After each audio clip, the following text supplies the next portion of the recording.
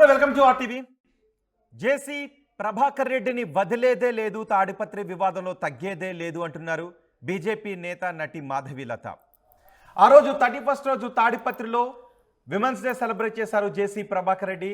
ఆ విమెన్స్ డేకి వెళ్ళొద్దు, అక్కడికి వెళితే కొన్ని ఇబ్బందులు ఎదుర్కొంటారు మహిళలు అంటూ మాధవీలత కొన్ని కమెంట్స్ చేశారు, ఒక వీడియోని రిలీజ్ చేశారు. ఆ తర్వాత పరుష పదజాలాన్ని ఉపయోగించి జేసీ ప్రభాకర్ రెడ్డి ఒక లైన్ దాటి మాట్లాడారు. దానిపై మాధవీలత కూడా ఆగ్రహాన్ని వ్యక్తం చేశారు. ఇప్పుడు మాధవీలత విమెన్ కమిషన్ ఆశ్రయించారు, మహిళా హక్కుల కమిషన్ ఆశ్రయించారు, మానవ హక్కుల కమిషన్ ఆశ్రయించారు, అలాగే ఫిలిం ఛాంబర్ని ఆశ్రయించారు, మా అసోసియేషన్ దగ్గరకు కూడా వెళ్ళారు, అక్కడ కూడా కంప్లైంట్ చేశారు. నేను న్యాయ పోరాటము చేస్తాను, సామాజిక పోరాటము చేస్తాను, మహిళల విషయంలో కించపరుస్తూ మాట్లాడినందుకు సమాజం స్పందించాలి, బీజేపీ నేతలను కించపరుస్తూ మాట్లాడినందుకు పార్టీ కూడా స్పందించాలి అంటూ మాధవీలత చెప్తున్నారు. ప్రస్తుతం మాధవీలత ఆర్టీవీ స్టూడియోలో ఉన్నారు.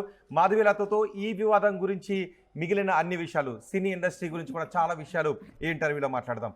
మాధవీలత గారు నమస్తే అండి. నమస్తే అండి. మాధవీలత గారు, జేసీ ప్రభాకర్ రెడ్డి సారీ చెప్పారు మీ విషయంలో, అయినా కూడా జేసీ ప్రభాకర్ రెడ్డిని వదలాలనుకోవట్లేదా మీరు? సారీ ఆయన స్వతహాగా చెప్పలేదండి. మీ దగ్గర ఒకసారి బయట ఉంటే దాన్ని ప్లే చేయండి, ఎలా చెప్పారన్నది మీకు తెలుస్తుంది. నేను తప్పు చేయలేదు, నేను తప్పు మాట్లాడలేదు అంటున్నారు కాబట్టి, అందరూ అంటున్నారు కాబట్టి సారీ, భిక్షం వేస్తున్నారు. But I'm not a beggar. I'm a woman, I have a self-respect. I don't want to take any bhiksham. ఏం కావాలి జేసీ ప్రభాకర్ రెడ్డి దగ్గర నుంచి? రియలైజేషన్. ఎలా అంటే గతంలో చాలామంది అన్నారు, ఇప్పుడు ఆయన అన్నారు. ఇప్పుడు సాధారణంగా ఎవడో ముఖం లేని వెధవ ఎవడో సోషల్ మీడియాలో చేరి ట్రోలింగ్ చేస్తున్నారు. అండ్ కొంతమంది డబ్బులు ఇప్పించి సోషల్ మీడియాలో ట్రోలింగ్ చేపిస్తుంటారు కొన్ని political party social medias. So అలాంటి వాళ్ళను మనం వదిలేస్తున్నాం. చాలాసార్లు టీవీ డిబేట్స్ పెడుతుంటుంది, సోషల్ మీడియా సైకోల్ని ఏం చేయాలి అని చెప్పేసి డిబేట్స్ పెడుతుంటే వదిలేస్తుంది.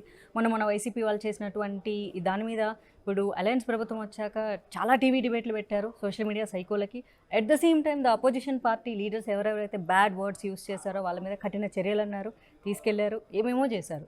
మరి తన సొంత పార్టీలో వ్యక్తి, ఒక సీనియర్ పొలిటికల్ లీడర్, ప్రస్తుత ఎమ్మెల్యే వాళ్ళ ఫాదర్, మరి అంటే అలా వదిలేస్తారా? వాళ్ళు వదిలేస్తారేమో, కానీ నేను హర్ట్ అయ్యా కాబట్టి నా గురించి నేను పోరాటం చేసుకోకపోతే రేపొద్దున ఇంకొక ఆడదాన్ని ఫైట్ చెయ్యి, నువ్వు ధైర్యంగా ముందుకు రా అని చెప్పే అర్హత నాకు లేదు కదా. నేను చేసిందే మహిళల సేఫ్టీ కోసం. రేపొద్దున మళ్ళీ ఇంకొకటి నేను చేయాలన్నప్పుడు అవే మహిళలు నన్ను ప్రశ్నిస్తారు, నీ గురించి నువ్వు పోరాటం చేసుకోలేదు అంటే పెద్దోళ్ళు నీ మీదకి వస్తే మాత్రం నువ్వు నోరు మూసుకొని ఉంటావు. సో చిన్న వాళ్ళ మీద నీ ప్రతాపమా? So you don't have any rights అన్నప్పుడు నా తల తీసుకొని నేను ఎక్కడ పెట్టుకోవాలి? సో జేసీ ప్రభాకర్ రెడ్డి మీకు సారీ చెప్పిన విధానం నచ్చలేదు అంటే మీ దగ్గరకు వచ్చి చేతులు పట్టుకుని తప్పైపోయిందమ్మా క్షమించండి, నేను అట్లాంటి అసలు ఎక్స్పెక్ట్ చేయనండి.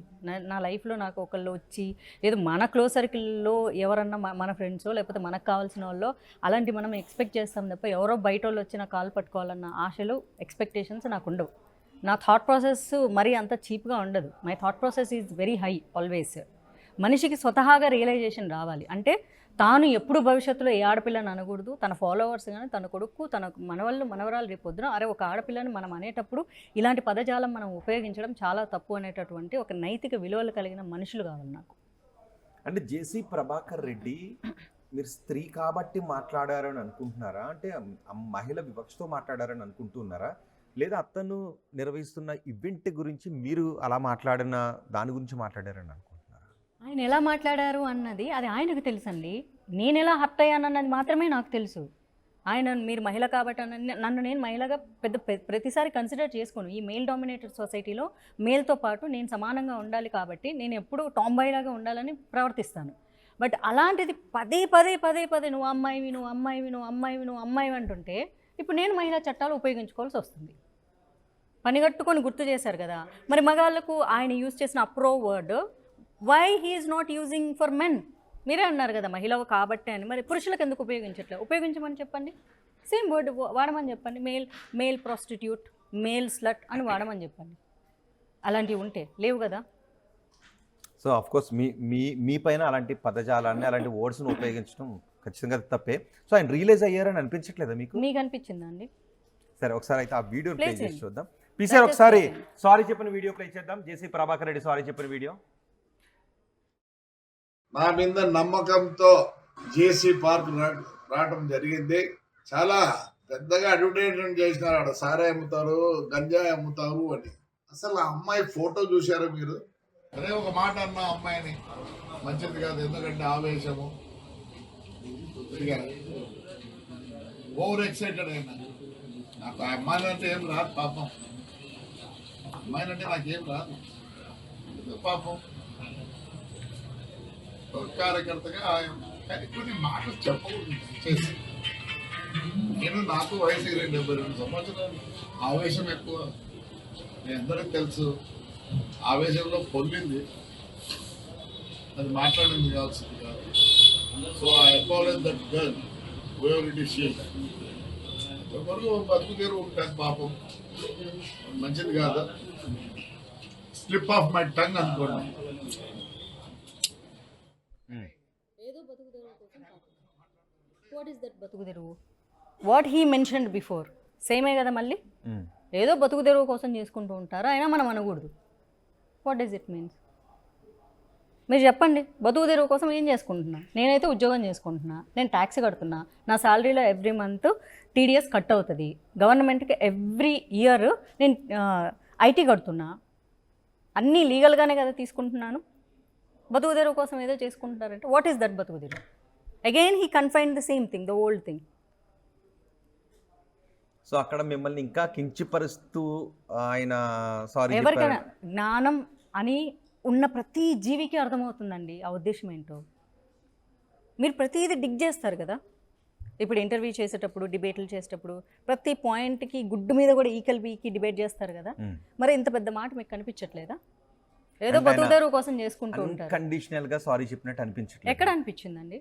పోనీ చెప్పినోడు ఒక ఫార్మల్గా ఏదో బిచ్చం వేసాడు, ఆ తీసుకో బిచ్చం వేస్తున్నా అన్నప్పుడు మళ్ళీ బతుకు తెరువు కోసం ఏదో చేసుకుంటూ ఉంటారు. అంటే బతుకు తెరువు కోసం again she is doing the same, but I shouldn't say it. Okay, అసలు ఏంటి మాధవీలత గారు, జేసీ ప్రభాకర్ రెడ్డికి మీకు వివాదం ఏంటి? నాకు తెలియదు, ముందు ఏదైనా వివాదం ఉందా? అసలు ఏమీ లేదు. అసలు ఆయన ఎవరో తెలియదు. ఆయన మొహం కూడా ఆ రోజు వీడియోలో పంపిస్తే ఎవరో అని అడిగారు ఫస్ట్. నేను వాట్సాప్లో హూ ఇస్ దిస్ మ్యాన్ అంటే ఒకసారి ఫుల్ వీడియో చూడండి అన్నారు. ఫుల్ వీడియో చూస్తే అప్పుడు అర్థమైంది నాకు. కానీ మాధవీలత గారు, మీ వెనుక కొంతమంది బీజేపీ నేతలు ఉన్నారు, ఆదినారాయణ రెడ్డి ఉన్నారు, మీతో ఈ మాటలు మాట్లాడిపిస్తున్నారు. అందుకే అంతా అయిపోయింది, నేను కేసు పెట్టను, నేను సర్లే అతను కర్మకు వదిలేస్తాను అని ఇలాంటి మాటలు మాట్లాడి మీరు ఇప్పుడు మళ్ళీ వచ్చి కేసు పెట్టి కొంత ఈ వివాదాన్ని చల్లారనివ్వటం లేదు అని కాదు అండి. కేసు పెట్టను కాదు, నేను ఉమెన్ కమిషన్కి ఏమైంది మధ్యాహ్నం, నేను ఎప్పుడో అర్లీ మార్నింగ్ 5 o'clock పడుకున్నా. I have severe migraine. పడుకొని 12:30కి నిద్ర లేచా. చూస్తే మొత్తం మిస్డ్ కాల్స్ అంతా మీడియా దగ్గర నుంచే ఉన్నాయి. సో ఐ థాట్ ఏదో ఆంధ్ర తెలంగాణలో సమ్ ఇష్యూ జరిగి ఉంటుంది, మేబీ వాయిస్ కావాలేమో అనుకొని వాట్సాప్లోకి వెళ్ళి చూస్తే ఆ ఇష్యూనే నేను అర్థమైంది. 12:30కి లేచి నేను బ్రష్ చేసుకోవడానికి, ఫ్రెష్ అవ్వడానికి 10 minutes పడితే కట్ చేస్తే 1:30 నుంచి లైవ్లోనే ఉన్నాను. కనీసం నా బ్రెయిన్కి బ్రెత్ తీసుకునే ఛాన్స్ కూడా ఉండొద్దా? మీరు కేసులు పెడతారా, మీరు అవి చేస్తారా అంటే, అరే నా కోసం నేను ఆలోచించుకునే ఇంత టైం కూడా నాకు లేదు.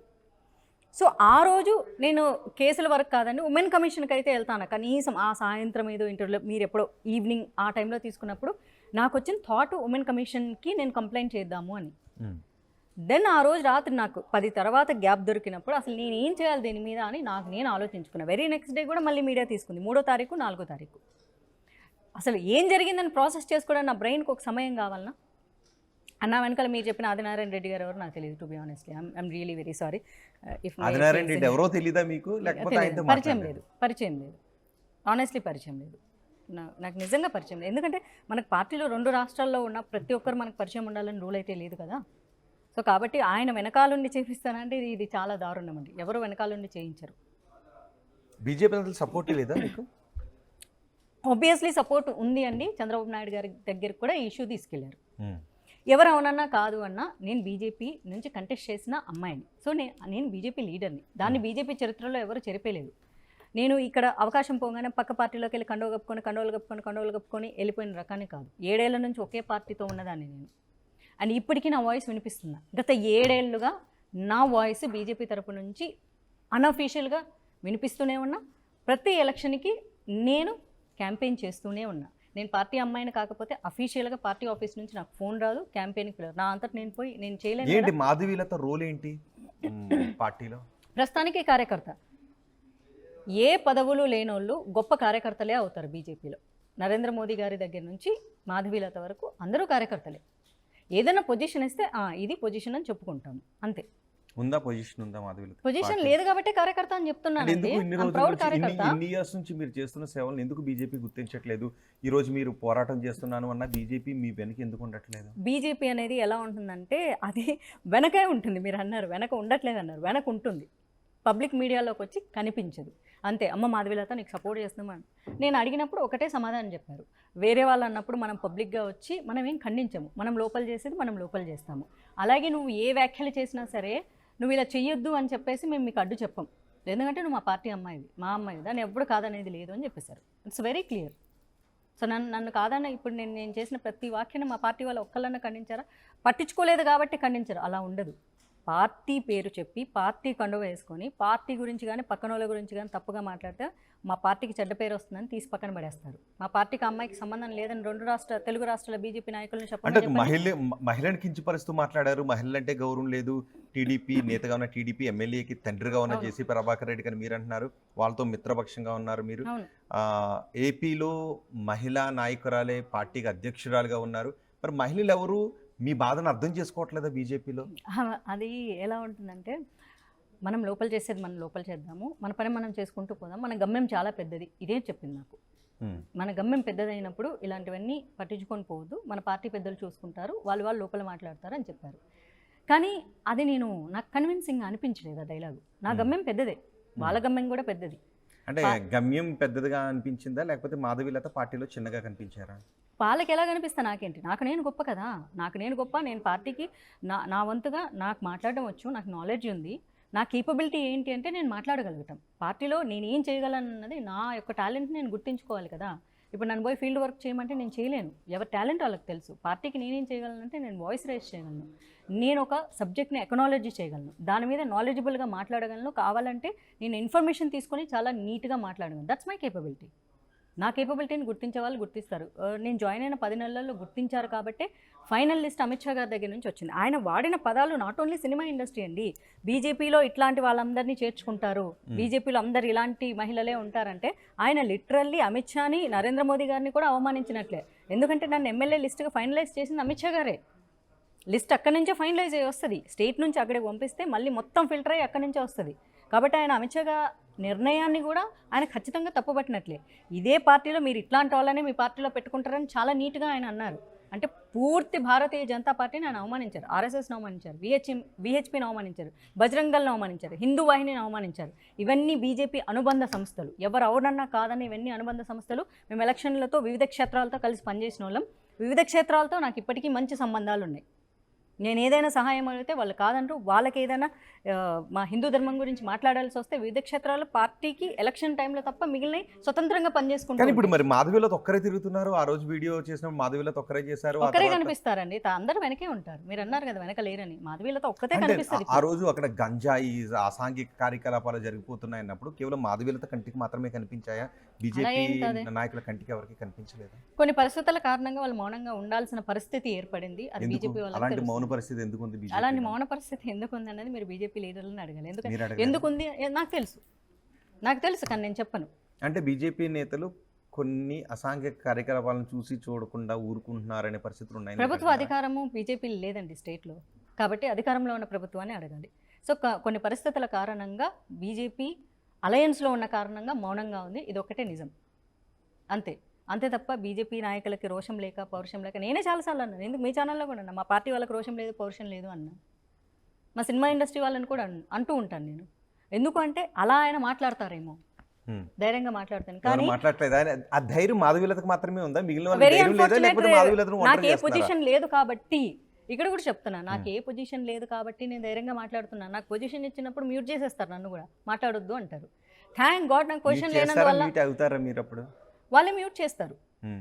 ఇలాంటివి మనం మాట్లాడకూడదు, ఇవన్నీ మనం చూసి చూడకుండా పోవాలి. మన గమ్యం చాలా పెద్దది, మన దేశం మన ధర్మం చాలా పెద్దది, కాబట్టి మనం పని చేసుకుంటూ వెళ్దాము, ఇలాంటి వాటి మీద తగ్గించుకోమని. థ్యాంక్ గాడ్ నాకు పొజిషన్ లేకపోవడం వల్ల నేను ఇంత గట్టిగా మాట్లాడగలను. మాధవీలత గారు మళ్ళీ అడుగుతున్నాను, మీ పొజిషన్ రాకపోవడానికి కారణం ఏంటి? ఎవరు కుట్రైనా ఉందా? నా మీద కుట్రలు ఎవరు చేస్తారండి? మీరు మరీ బాగుంది. దెర్ ఆర్ 2 థింగ్స్ అయితే మాట్లాడుకుంటూ ఉంటారు, పార్టీలో వాళ్ళే మాట్లాడుకుంటారు. సినిమా వాళ్ళకి ఇంపార్టెన్స్ ఏదైనా ఇస్తే కెమెరాలన్నీ సినిమా వాళ్ళనే ఫోకస్ చేస్తాయి, వాళ్ళనే ఎలివేట్ చేస్తాయి, వాళ్ళనే హైలైట్ చేస్తారు. ఎవరు అవునన్నా కాదన్నా ఇటు మీడియాకి పత్రికల వాళ్ళకి సినిమా వాళ్ళంటే సరదా, వాళ్ళని వాళ్ళే చూపించుకుంటారు. అన్ని వీళ్ళు అనుబంధ సంస్థలు అనే ఒక చిన్న జలస్ పాయింట్ అయితే అది పార్టీలోనే మాట్లాడడం నేను విన్నా, నా మొహం మీద మాట్లాడడం కూడా నేను విన్నా, పార్టీ నాయకులే. సో మాధవీలతని బీజేపీ నాట్ ఓన్లీ మీ, ఎదగకుండా not only me, any cinema person. అదే చెప్తున్నా, సినిమా వాళ్ళు అన్న మాధవీలు, not only Madhavi Latha, any cinema person. మీరు విజయశాంతి గారిని వచ్చినా చూడండి, ఆవిడకి ఏమి ఇంపార్టెన్స్ ఇవ్వలేదు, అందుకే ఆవిడ అలిగి వెళ్ళిపోయారు.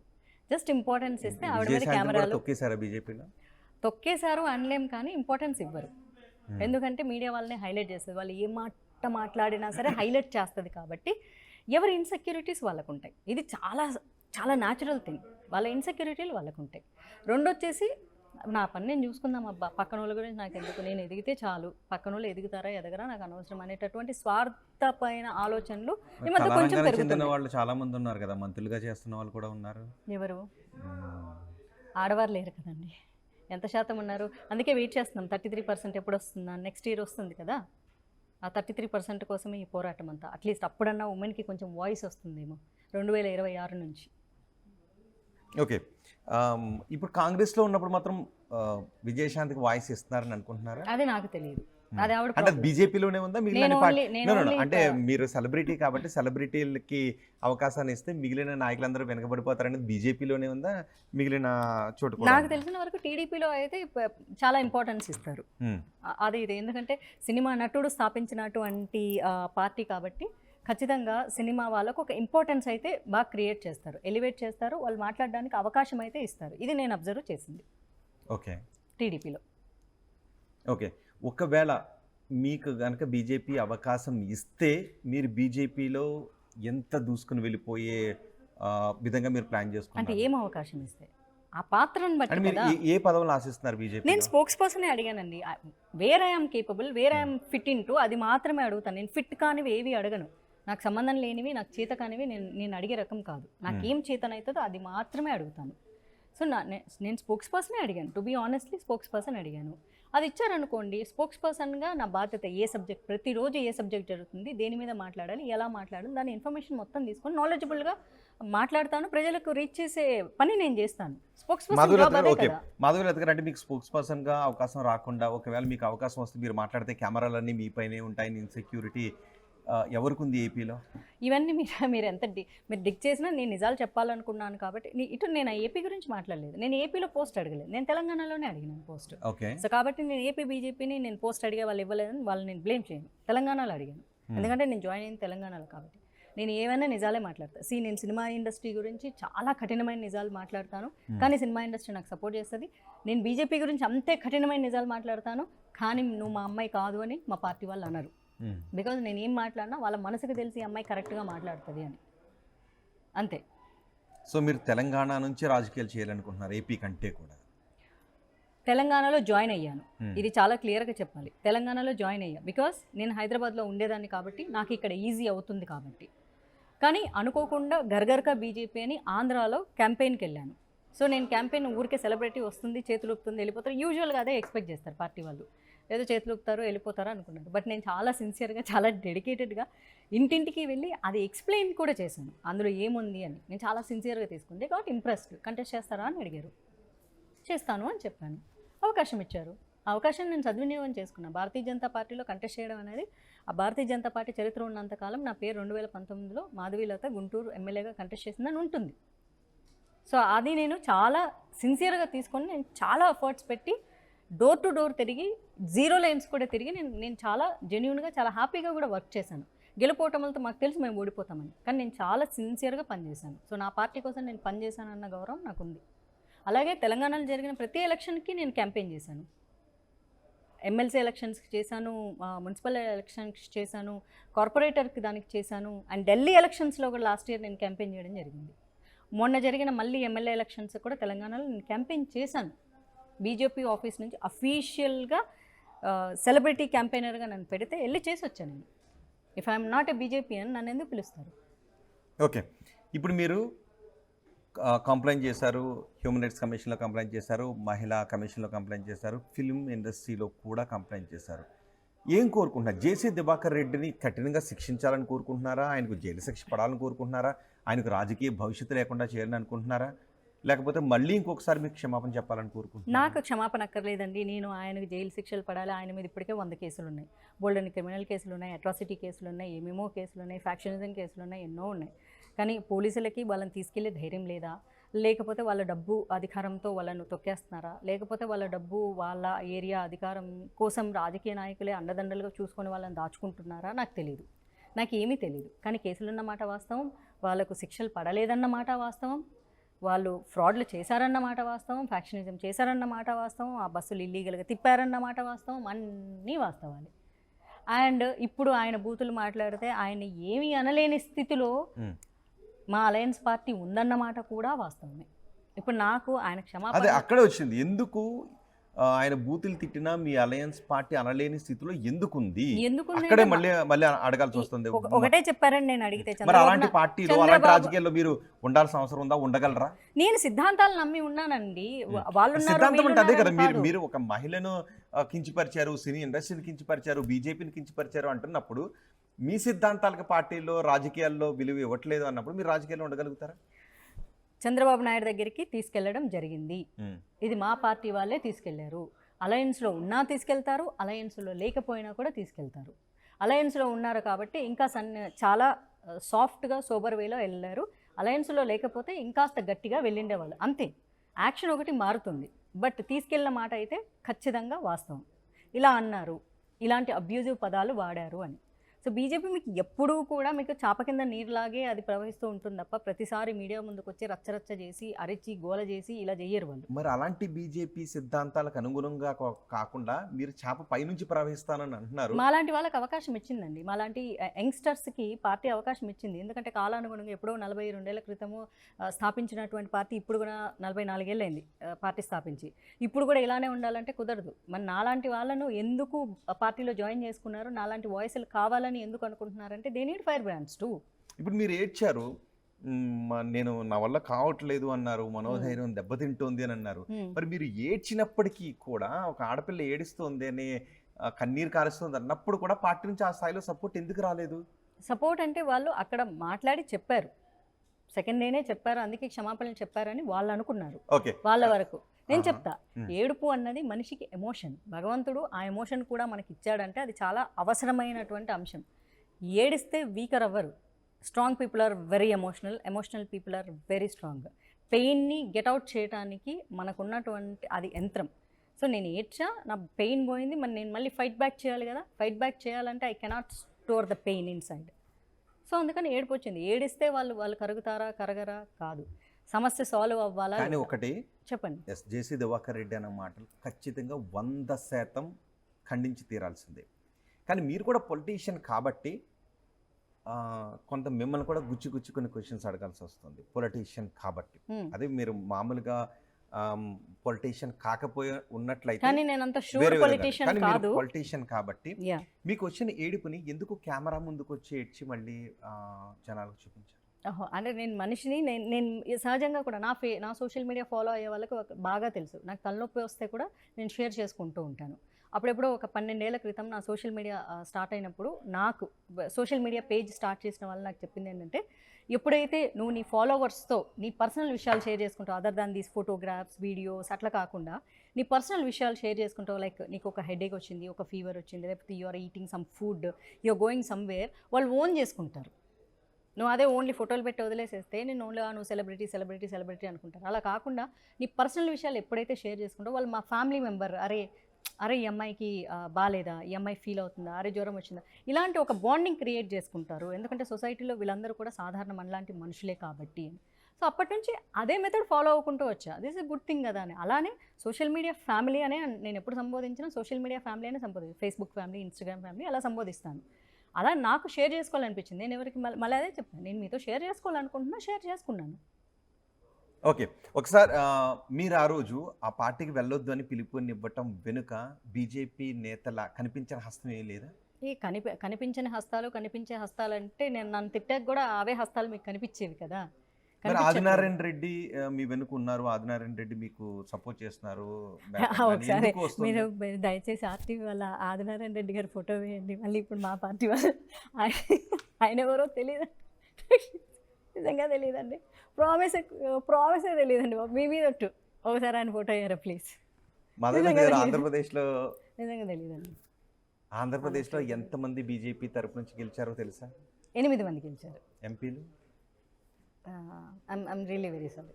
మరి బీజేపీ కోసం నేను పోరాటం చేస్తాను, బీజేపీ కోసం పోరాటం చేస్తాను లేదు నా ఇప్పుడు నేను ఎప్పుడైతే 2019 తర్వాత నేను 2020 వరకు నేను చాలా అగ్రెసివ్గానే మీడియాలో ఉన్నాను.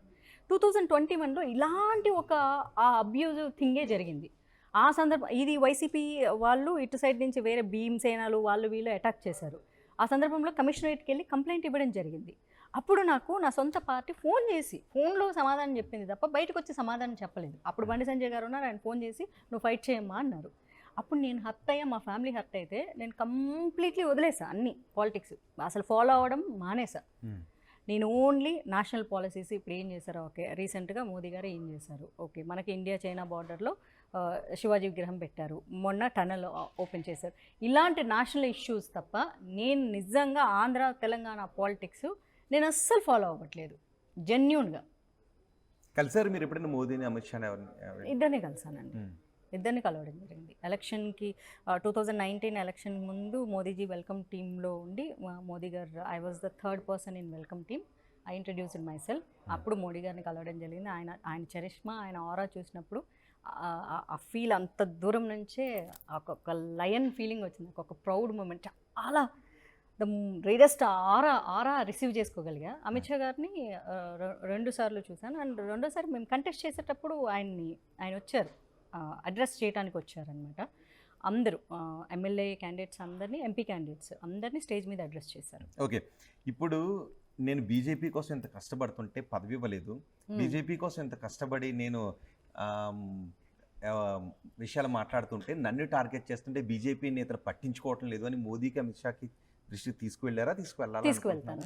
ఎందుకంటే ఫస్ట్ నేను చేయాల్సింది ఉమెన్ కమిషన్. నేను లీగల్గా వెళ్దాం అనుకుంటున్నాను, అంతే తప్ప ఛాలెంజ్లు చేసి రారా చూసుకుందాం తొడగొట్టేసేసి పెట్టుడు మీసాలు ఒకటి డ్రామా నుంచి తెచ్చుకొని పెట్టుకొని నీ పెతాపమా నా పెతాపం, ఇది కాదు. ఈ ఫ్యాక్షనిజం రాజకీయాలు మనకు అక్కర్లేదు. లీగల్గా వెళ్దాం అనుకుంటున్నాను కాబట్టి the first step women commission వెళ్ళాను, I got the acknowledgement. Second step human right కమిషన్స్కి వెళ్ళాను, I got the case number. And third step cinema and పదే మెన్షన్ చేశారు, మీరు చూసారా లేదు, సినిమా వాళ్ళు పూలు వేసుకుంటే దాని లోపల న్యూడ్గా ఉన్నారని చెప్పేసి. ఇలాంటి అంటే వాళ్ళ ఆలోచన స్థాయి ఎంత దిగజారిపోయింది అంటే ఆర్టిస్టులు పూలు వేసుకుంటే దాని కింద న్యూడ్గా ఉంటారు అనుకునే స్థితి. ఎప్పుడో ఏదో చదువుకునే కాలంలో ఉంటారు, కానీ బీయింగ్ అ సీనియర్ పాలిటీషియన్ మళ్ళీ మధ్యలో ఇంగ్లీష్ దాని గురించి ఏమన్నారు, ఎందుకు అదే ఏదో అది ఆ ఫోటో చూడండి, ఆ పూలు వేసుకొని అట్ట పట్టుకుంది, జుగుప్సాకరంగా ఉందంట. అంత జుగుప్సాకరంగా నేనేమి ఫోటోలు తీసుకోలేదు.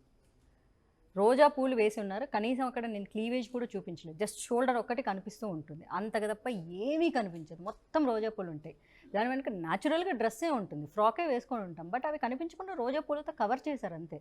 అది సినిమా క్రియేటివిటీలో భాగంగా అలా వాడతారు. సినిమాకి సంబంధించింది అది ఆల్మోస్ట్ 15 years బ్యాక్ చేసిన ఒక సాంగ్లో ఒక సన్నివేశం అండి. సేమ్ అది సినిమా పేరు నాకు గుర్తులేదు, అది నిజంగా ఒక కొత్త సినిమా. లేడీ ప్రొడ్యూసర్ దానికి. సో లేడీ ప్రొడ్యూసర్ ఉండడం వల్ల నేను అందులో నటించడం జరిగింది. నేను చాలా సేఫ్ హ్యాండ్స్లోనే నేను సినిమా ఇండస్ట్రీకి పరిచయం అయ్యాను. నచ్చావులే సినిమాలో కూడా సేమ్ లీఫ్స్తో కప్పబడి ఉంటుంది. ఇట్ డజంట్ సెన్స్ దాని కింద బట్టలు లేకుండా ఉంటారు అని కాదు, దాని గురించి మాట్లాడారు. మా ఊర్లో షూటింగ్ చేసింది 2 నెలలు ఉందని. ఎవరున్నారండి అల్లూరులో 2 నెలలు ఎవరన్నా షూటింగ్ చేసేటోళ్ళు నాకు తెలియకడుగుతాను. చేసిన 9 రోజులు షూటింగ్, 2 నెలలు ఉన్నారు. 2017. ఓకే. ఎందుకంటే డైరెక్టర్ కమ్ ప్రొడ్యూసర్ ఆయన హీస్ ఫ్రమ్ తాడిపత్రి అనుకుంటా. నేనైతే నాకు పొద్దుటూరు అనే ఎందుకో మైండ్లో ఉండిపోయింది, కానీ ఆయన చెప్పేవరకు తెలియదు వాళ్ళ ఊర్లో నేను షూటింగ్ చేశాను. ఆనెస్ట్లీ నేను అనుకుంటున్నా పొద్దుటూరు, ఆ ఊరి పేరు పొద్దుటూరు అనుకుంటూ ఉన్నాను. చిన్న కన్ఫ్యూషన్ ఉంటుంది కదా. సో 9 days షూటింగ్ చేశాను మేము, అది ఒకళ్ళ ఇంట్లో. సో దాని గురించి ఆయన అబ్యూజివ్గా మాట్లాడారు. అప్పుడేమన్నా క్లాషెస్ అసలు నాకేం సంబంధం, నేను ఆర్టిస్ట్ని కదండి. ఆర్టిస్టులు ఎందుకు పోతారు? ఆర్టిస్టులు ఎవరు పర్మిషన్లు తీసుకున్నారు, ఎందుకు తీసుకున్నారు, ఎక్కడ తీసుకున్నారు మనకు అనవసరం. మనం వెళ్ళామా, ఉన్నామా, షూటింగ్కి వెళ్ళామా, షూటింగ్ చేసుకున్నామా, వచ్చామా, అంతే. మనకి మిగిలిన సంగతులు అసలు అనవసరమైన విషయం. మార్నింగ్ 6 o'clock షూటింగ్కి వెళ్తే ఎప్పుడో ఈవినింగ్ 6కో 6:30కో ప్యాకప్ చెప్తారు మనకి. ఆ వచ్చి తిని పడుకొని మళ్ళీ పొద్దున్నే లేచేసరికి మనకు అబ్బో మళ్ళీ పొద్దున్నే లేవాలి, 5 o'clock అలారం పెట్టుకోవాలి, ఈ టెన్షనే ఉంటుంది. ఓకే. అంటే మీరు ఏమీ లేకుండా కేవలం డైరెక్ట్గా అక్కడ ఏదో సోషల్ మీడియాలో అట్లా స్క్రోల్ చేస్తూ జేసీ ప్రభాకర్ రెడ్డి ఒక ఈవెంట్ ఆర్గనైజ్ చేస్తున్నారని తెలిసి జేసీ ప్రభాకర్ రెడ్డి అని నాకు తెలియదు, తెలీదా? అసలు తెలియకుండా అన్ని తెలిస్తే మాట్లాడారా? తెలిస్తే పేరు చెప్పేదాన్ని కదా, నాకేం భయం. అదే చెప్తాను నేను, ఆ రాజకీయ రోజు కూడా అదే నాయకులు చెప్పాను కదా. కొన్ని నేను చెప్తా, పేరు పేర్లు చెప్తా, చెప్తారా? నేను చెప్తా, బరాబర్ చెప్తా నేను పేరు. ఎందుకు భయపడాలండి? నేను ఉమెన్ సేఫ్టీ గురించి మాట్లాడేటప్పుడు అది జేసీ ప్రభాకర్ రెడ్డి గారు అయితే నాకేంటి, ఈవెన్ చంద్రబాబు అందులో నాయుడు మీరు గారు ఎక్కడ అయితే నాకేంటి, జేసీ అని కానీ ఏం చెప్పలేదు. అసలు ఒకసారి చెప్పలేదు. విందామా అది? ప్లే ఒకసారి చేయండి. ప్లే చేద్దాం పీసీఆర్. నైట్ ఏదైతే తాడిపత్రిలో జేసీ పార్క్ దగ్గర, ఇది పెన్నా నది ఒడ్డున ఉంటుందన్నమాట. సో అది వెరీ వెరీ సెన్సిటివ్ ఏరియా. అక్కడ ఏంటంటే కొంచెం పనికిమాలినటువంటి వ్యక్తులు ఏదైతే గాంజా చాలా ఎక్కువగా తీసుకునేటటువంటి ప్రదేశము. అక్కడ ఈ మహిళల కోసం న్యూ ఇయర్ నైట్, దయచేసి నేను మహిళలందరికీ రిక్వెస్ట్ చేస్తున్నాను, మీరు రాత్రి 1 గంట వరకు అక్కడ మీరు న్యూ ఇయర్ సంబరాలు చేసుకొని తిరిగి మీరు మళ్ళీ ఇంటికి వెళ్ళే ప్రక్రియలో మీరు వాడేటటువంటి ట్రాన్స్పోర్ట్, 2 వీలర్ అవ్వచ్చు, ఆటో అవ్వచ్చు, కార్ అవ్వచ్చు, లేక ఏదైనా అవ్వచ్చు, దారి మధ్య మార్గంలో ఏమన్నా జరిగితే ఎవరు మీ సెక్యూరిటీకి రక్షణ కల్పిస్తారు? ఏం జరుగుతుంది అక్కడ? సో కాబట్టి ఈ మహిళల సేఫ్టీ అనేది చాలా చాలా ఇంపార్టెంట్. ఏదన్నా ఒక మంచి సమాజంలోనో, ఒక కమ్యూనిటీ హాల్లోనో, బాగా సెక్యూర్డ్ ఏరియాలోనో న్యూ ఇయర్ సెలబ్రేషన్స్ చేసుకుంటే నేను తప్పుపట్టేదాన్ని కాదు. కానీ ఎక్కడైతే ఈ డేంజరస్ జోన్ ఏదైతే ఉందో, బాగా ఇలాంటి గాంజాలు ఎక్కువగా తీసుకునే ఒక యువత ఎవరైతే ఉన్నారో, ఒక పోకిరి బ్యాచ్లు బాగా ఉండేది, అది కూడా 31st నైట్ అక్కడ చాలా చాలా హంగామా, తాగుతారు, గాంజా కొడతారు, ఇంకేమైనా మత్తులో మళ్ళీ మహిళల మీద ఏదన్నా పొరపాటుగా జరిగితే మీ జీవితానికి ఎవరు సంరక్షకులు? పోలీసులు ఎంతవరకు సెక్యూరిటీ ఇస్తారు 31st నైట్? దయచేసి దీనికి అటెండ్ అవ్వకుండా ఉంటే చాలా చాలా బాగుంటుంది. ఈ 31st నైట్ పేరుతో ఈ తాగడాలు, తిరగడాలు, రకరకాల బ్యాచ్లు, ఎన్నో రకాల మానభంగాలు, ఎన్నో రకాల కిడ్నాప్లు అన్నీ జరిగే అవకాశాలు ఉంటాయి. దయచేసి మహిళలందరూ సేఫ్టీగా ఉండండి. ఆ తాడిపత్రులు ఎవరైతే జేసీ పార్క్ వెళ్ళాలనుకుంటున్నారో అమ్మ, మీరు దయచేసి ఇంట్లో కూర్చొని మీ ఫ్రెండ్స్తో ఏదో సరదాగా న్యూ ఇయర్ సంబరాలు చేసుకోండి. మీరు వెళ్ళొద్దు. నేనైతే దీన్ని ఖచ్చితంగా వ్యతిరేకిస్తున్నాను. ప్రత్యేకంగా లేడీస్కి మంచి ఫుడ్ ఉంది, ఫ్రీ ఫుడ్ ఉంది, ఎంజాయ్ చేద్దాము, మంచి మ్యూజిక్ ఉంది, డీజే ఉంది, పీకి పెట్టేది ఏం లేదు అక్కడ, ఓకేనా? ఆ మ్యూజిక్ నైట్ ఎంజాయ్ చేయకపోతే 31st నైట్ 2024 పోయి 2025లో మీకు కొత్తగా వచ్చేదేం లేదు. పాత సంవత్సరం వెళ్ళిపోవడం వల్ల మీ బాధలు, కష్టాలు ఏం పోయేది లేదు. మీరు ఏదైనా చేసుకోవాలంటే సరదాగా మీ ఫ్రెండ్స్ ఇళ్లలోనో, మీ ఇళ్లలోనో, మీ కమ్యూనిటీలోనో సేఫ్గా ఉండేటట్టు చేసుకోండి. దయచేసి ఆ పెన్నా నది ఒడ్డున మీ సంరక్షణకు ఎవరు బాధ్యులు కారు. సో నేను ఖచ్చితంగా దీన్ని ఖండం చేస్తాను. Ladies be safe. మాధవలత గారు చెప్పండి, అందులో ఫస్ట్ ఏం మీరు గుర్తు జేసీ కనిపించింది? అని అన్నారు. పార్క్ అండి, దాని పేరు జేసీ పార్క్ అంట. ఇది మరీ బాగుంది. సో అక్కడ ఆ ఏరియా గురించి చాలా తెలిసిన మనిషిలా చెప్పారుగా. అవును, అదే ఇన్ఫర్మేషన్ నాకు వచ్చింది కాబట్టి నేను చెప్పాను. అంటే ఇన్ఫర్మేషన్ ఎవరు ఇచ్చారు? దాని గురించి మీరు కొంత వర్క్ చేశారా? తర్వాత తాడిపత్రి దాని వాళ్ళే మీద ఇచ్చారండి. చేశారా? ఓకే. గాంజా వీడియోలు కూడా ఉన్నాయి, నేను పంపించమంటారా? నా ఫోన్ నుంచి గాంజా వీడియోస్ మీ దగ్గర ఉన్నాయా? పంపించండి. పంపిస్తాను. నేను ఫోన్ ఛార్జింగ్లో మీ ఎదురుగా పెట్టాను కదా, పంపిస్తాను, మీరు యాడ్ చేసి వేసుకోండి. ఓకే. నేను అనేది అది కేవలం తాడిపత్రి నుంచి మాత్రమే జేసీని టార్గెట్ చేసుకుని మాత్రమే మీ దగ్గరికి ఇన్ఫర్మేషన్ వచ్చింది. మీరు మీ ఊరు గోదావరి జిల్లా అని విన్నాను, ఆ ఊర్లో కూడా చేస్తున్నారంటే మీ ఊరు పేరు పంపించండి. పెట్టి మరీ చెప్తాను. నేను భయపడను అని చెప్తున్నా. మీది అమలాపురం అయితే అమలాపురం అని చెప్తాను, భీమవరం అయితే భీమవరం అని కూడా చెప్తాను. Not only Tadipatri. లేదా ఢిల్లీలో పలానా చోట జరుగుతుందంటే ఆ ఏరియా పేరు కూడా చెప్తాను. నేను భారతీయురాలనండి, నేను ఎక్కడి నుంచైనా మాట్లాడతాను. అందులో నేను తెలుగు అమ్మాయిని కాబట్టి తెలుగు రాష్ట్రాల్లో ఎక్కడ జరుగుతుందంటే ఆ ఊరి పేరు చెప్పి మరీ మాట్లాడతాను. నేను తప్పు చేశాను మీరు టార్గెట్ అంటే నేను అన్ని ఊర్ల పేరు చెప్తా. నిజంగానే అక్కడ గాంజా ఇన్ కేస్ మా అమ్మా నాన్నలు పుట్టిన ఊర్లో జరుగుతుంటే కూడా ఆ ఊరి పేరు కూడా చెప్పి మరీ చెప్తాను నేను. ఓకే. గాంజా అనేది కేవలం తాడిపత్రిలో మాత్రమే ఉందా? మిగిలిన చాలా చోట్ల ఆ తర్వాత నేను ఇంకో వీడియో చేశాను కదా, మొత్తం ఆంధ్రప్రదేశ్లో కూడా విచ్చలవిడిగా ఉందన్న సంగతి. విచ్చలవిడిగా ఉందని ప్రస్తుత అలయన్స్ ప్రభుత్వమే ప్రకటించి టీవీల్లో, మీడియాల్లో, న్యూసుల్లో, డిబేటుల్లో రచ్చ చేశారు కదా. దందాగా మారిపోయింది గాంజా దందా. ఎటు చూసినా గాంజా, నాశనం అయిపోతున్న యువత, తల్లిదండ్రుల కడుపు కోతలు, ఇవన్నీ రోజు వస్తూనే ఉన్నాయి కదా. అలయన్స్ ప్రభుత్వం వచ్చాక కంట్రోల్ చేయడానికి ప్రయత్నం చేస్తున్నాము. అనిత గారు స్పెషల్గా ఫస్ట్ అదే పెట్టి గాంజాని నియంత్రించడానికి పోలీస్ డిపార్ట్మెంట్కి నేను స్పెషల్గా పర్మిషన్ కంట్రోల్ చేస్తున్నాము అని వాళ్ళు చెప్పారు, కానీ మీరు అక్కడ అన్కంట్రోల్డ్గా ఉంది అని మీరు ఆ వీడియోలో చెప్పారు. అన్కంట్రోల్డ్గా కాదు, 31st నైట్ సహజంగా మీరు బాగా మళ్ళీ వినాలి. 31st నైట్ ఎవరైనా సరే దేనికి ప్రిఫరెన్స్ ఇస్తారు? ఈ తాగే యువత, తాగని యువత, బాధ్యతగా ఉండే యువత నాకు ఇన్ఫర్మేషన్ ఇచ్చారు. అందరూ అదే టైప్ ఉండరుగా, కొంతమంది పనికి మాలైన వెదవులు. ఆ కొంతమంది ఎంత ఉంటారు, ఒక 2-3% మంది ఉంటారు ఒక ఊర్లో.